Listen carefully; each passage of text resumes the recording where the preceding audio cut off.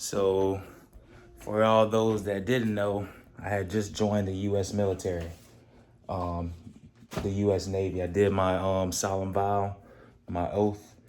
You know, I do so solemnly swear with my right hand to uphold the Constitution of the United States of America. All that I can't really remember because it was a long, long day. Here, let me show y'all. Navy packet.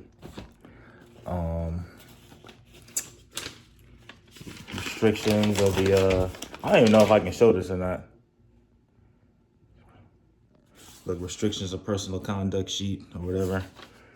I'm in it. I signed like half of a contract. That's pretty cool. Wouldn't you agree? I gotta look at all this stuff. And plus I know a few people in the Navy as well and the military.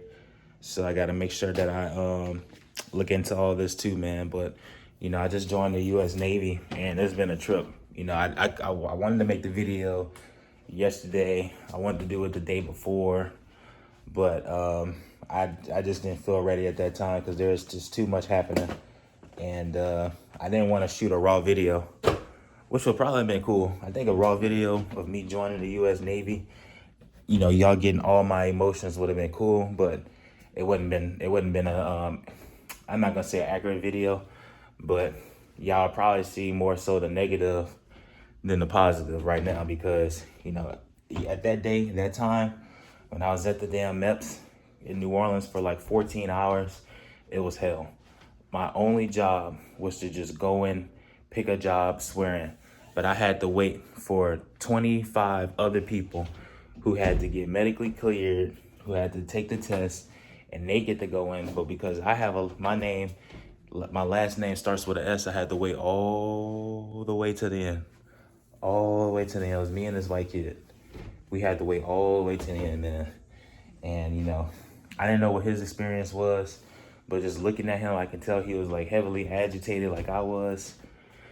I had the liaison for the Navy trying to, she was trying to push me along, bro. She was trying to hurry up and get me to choose a job. She was trying to get me to hurry up and choose a job. She was giving me a brief rundown when I needed a heavy explanation. The way she was telling me, all the jobs I had were 5 years.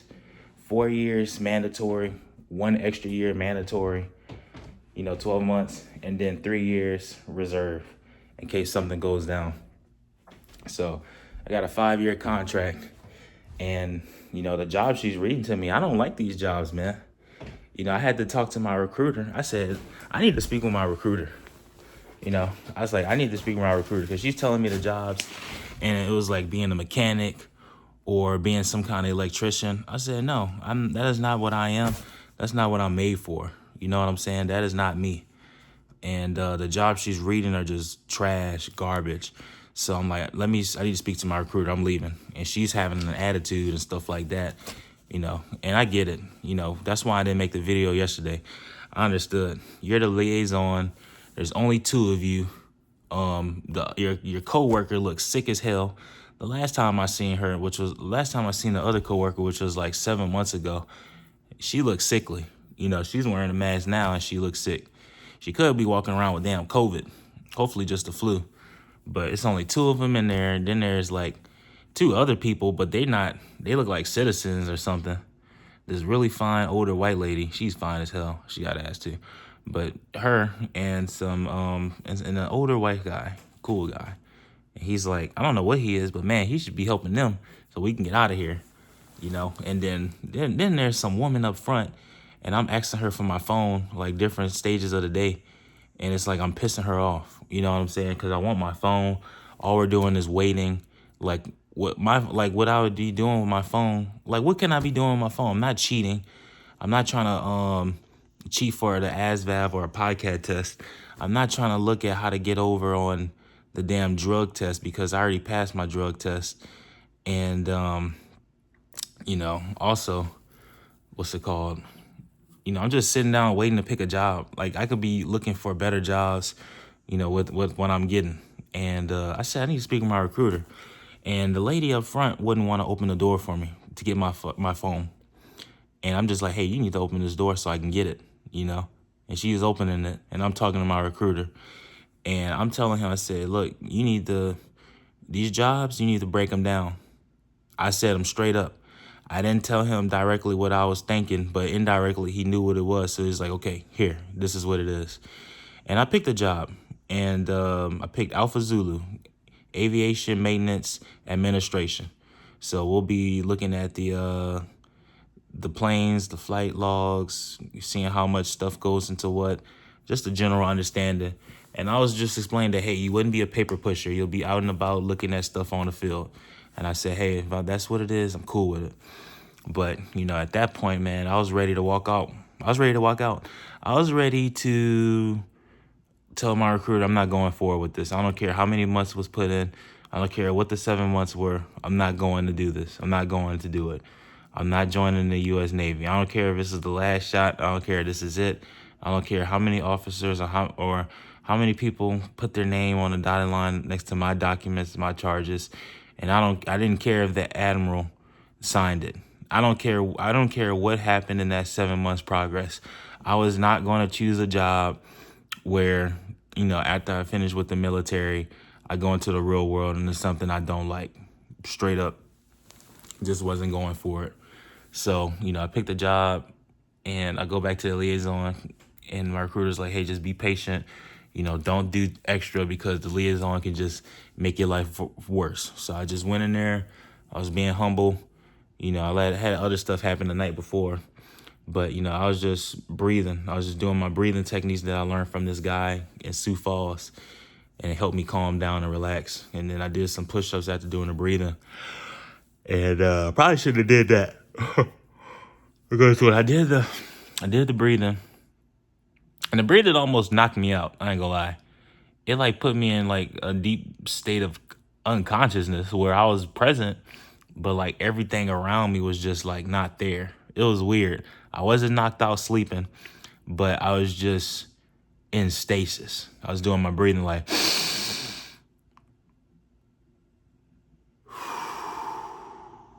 just breathing like that. And I was sitting down waiting, and I did 20 minutes straight of breathing. 20 minutes straight, But I got into the liaison office after breathing and doing push-ups, man, and she was agitating me because she was being a smart ass. She was being condescending indirectly. And I did the push-ups, so I was starting to feel, I thought I was about to blow up, man. I just did some weird breathing. When I was doing the push-ups, it felt like I was just walking doing the push-ups. It was weird. And, I'm talking to the lady, and I'm just being nice. I'm being humble. I'm humbling myself. I'm being selfless, humbling myself so she can back off. And she did. She saw I was being humble. She saw because I was asking her multiple times because I'm like, man, I'm not trying to choose a fucked up job, man. Either way, I picked it. She's like, you gotta swear in. I'm asking the lady at the front counter who's getting mad every time I talk to her, because I had to go in there for fingerprinting.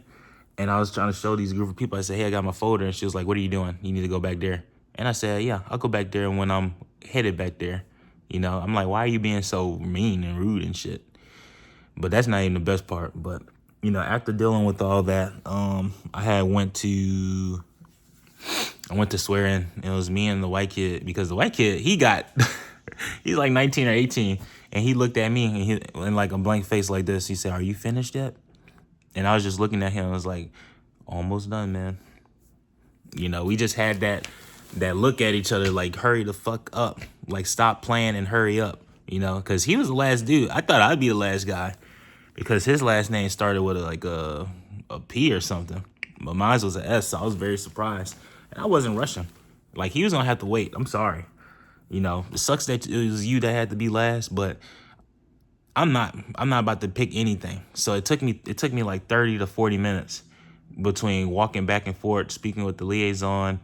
I even did a depth perception because I tried to get aviation, but they were saying that my depth was so garbage I couldn't do it. And I tried doing it again when you look at the boxes and the circles, and I only saw 3 of the boxes. I only saw 3 circles popping out in the 3 boxes.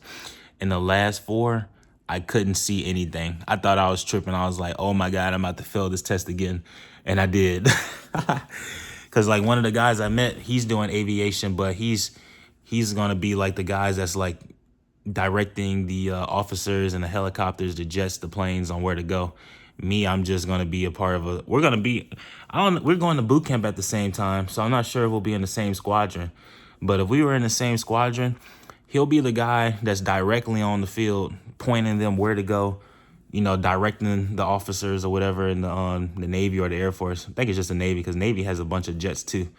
But he'll be the guy directing the traffic, and me, I'm in the background making sure that those guys have everything they need to fly appropriately, making sure the weight is right in the aircraft, making sure, I'm not sure we dealing with bullets or missiles, but just making sure all the equipment is lined up and ready to go. You know, making sure everything is to a T. So they got to do missions, they got to do refilling, they got to do bombing runs or whatever, depending on how crazy the wars are about to go down the next few years.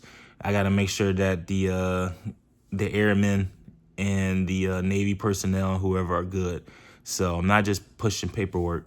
I will be behind a computer working on paperwork and documents, but I will also be on the field just looking at everything, making sure it's cool, which it sounds fun to me. Yeah, yay. But fast forward, I see him, and it's this other girl too, and she's pissed off as well because she's trying to go Army, and they're telling her all this stuff. So we finally get to the main part. We swear in. There's this guy, cool guy. He has like a African accent. He's an American though. He used to be, well, I don't know how it works with citizenship. I would think that you'll leave what you have behind to become American, but you still are what you are, which is a good thing. But he was telling us about parade rest. I already knew that. The three of us, we went to a class, and then we went into the room where they have all the flags and stuff like that for the military. And he was like, "This is what y'all gonna do." And before we even started, he was like, "Does anybody want to take a step back and like just not do it?" And my head was spinning. I didn't know if I wanted to join the U.S. Navy or not, because I'm seeing how I'm getting treated, and I'm not even in the military. I want to join.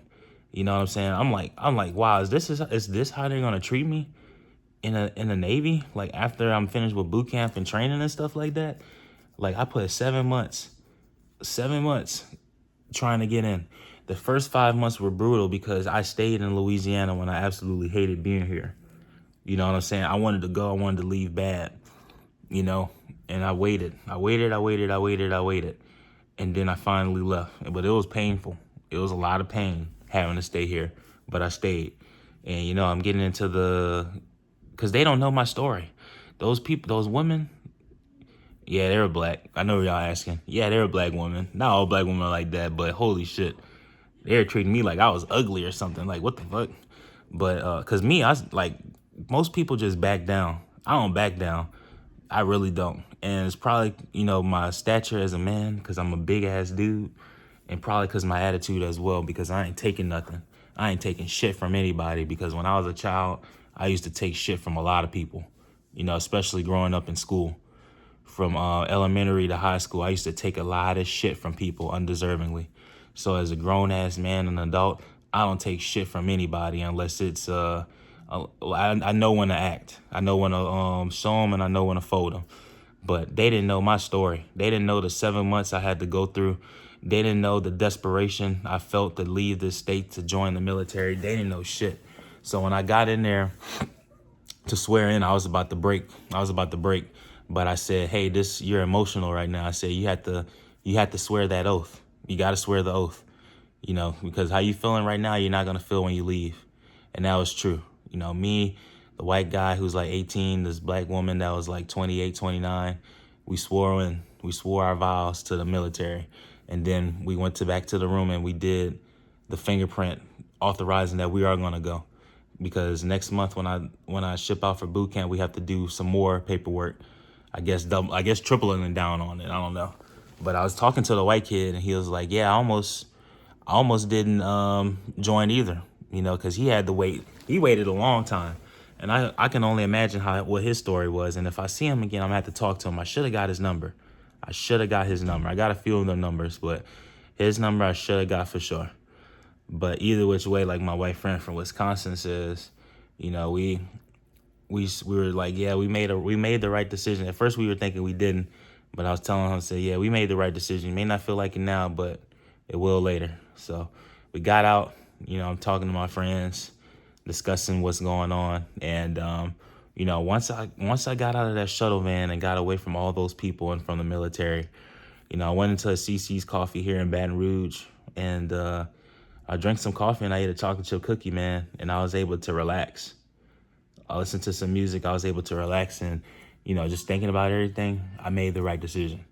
I joined the U.S. military for a purpose, for a goal, and I made the right decision. Yes, indeed. So, yep, 7 months. 7 months of people denying me. 7 months of people saying that, hey, you'll never do it. You'll never make it. You never join with the charges you got.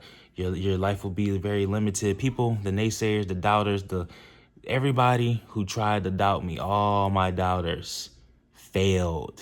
And it's beautiful too, because I kept my word. Who is able to keep their word or their integrity in times like this? You know what I'm saying? Where people can just easily lie. Who is honor bound by code? Who has honor anymore? Who has integrity to do certain things? Who has the balls to keep their word and be a man? I kept my word, even though everything was out of my hands. Even though joining the Navy was completely out of my hands, and it was up to other men and women to sign off on my name to shoot up all the way to the admiral, I kept my word. Even though it was out of my hands, I kept my word. U.S. Navy, let's fucking go.